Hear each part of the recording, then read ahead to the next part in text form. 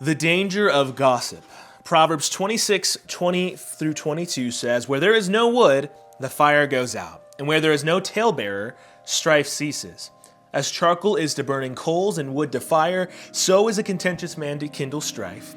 And the words of a talebearer are like tasty trifles, and they go down into the innermost body." Now, we've all had friends who've gossiped to us. This friend did this, or I saw that friend doing that. Maybe we've even done it ourselves, shared something about someone that wasn't ours to share. But the warning and image in Proverbs 26 is real. Strife doesn't just start on its own. Gossip is its fuel. Where there is no wood, the fire goes out. No gossip, no flame, no slander, no drama. The talebearer, the gossip spreader, is what keeps the fire of conflict going. And James 3 gives us an even more sobering picture of our words. He says, "The tongue is a fire, a world of iniquity, set on fire by hell." Set on fire by hell. That's how seriously God views the destructive power of our speech. Gossip may seem like a small sin, but it is a weapon that tears apart friendships, reputations, and our unity within the church. And what's worse, once we start, it becomes harder and harder to stop. Proverbs 26:22 says, "The words of a talebearer are like tasty trifles, and they go down into the inmost body."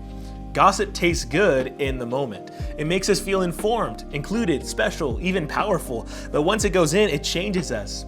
It trains our hearts to crave sin instead of truth, instead of holiness.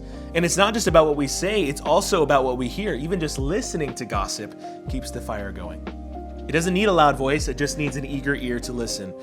But if there's no audience, the fire dies. So, what's the solution? Stay away from it.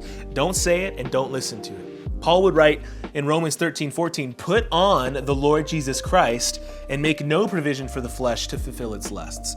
Don't make room for gossip in your life. Don't open the door with a casual text or a side comment. Instead, put on Jesus, clothe yourself in his character.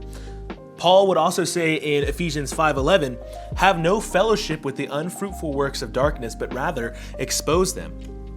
That doesn't mean just avoiding gossip, but that also means speaking up against it. Gently say, "Hey, let's not talk about that." Or, "Hey, that's not helpful or honoring." It might feel awkward, but it's honoring to God. And here's the hope. Jesus never used his words to wound, slander, or gossip. He used his words to heal, restore, forgive, and speak truth. And when we follow him, he's not only forgiving us for our careless words, he gives us a new heart and a new mouth. Luke 6:45 says, "Out of the abundance of the heart, the mouth speaks." So if your words are tearing people down, ask God to change your heart. And if you gossiped in the past, take it to him. He is faithful to forgive us and powerful enough to change us. So next time you're tempted to gossip or to listen to it, ask yourself this: will this glorify God or fulfill my flesh? Will this build someone up or will it tear them down? And will this add fuel to the fire or will it help put it out?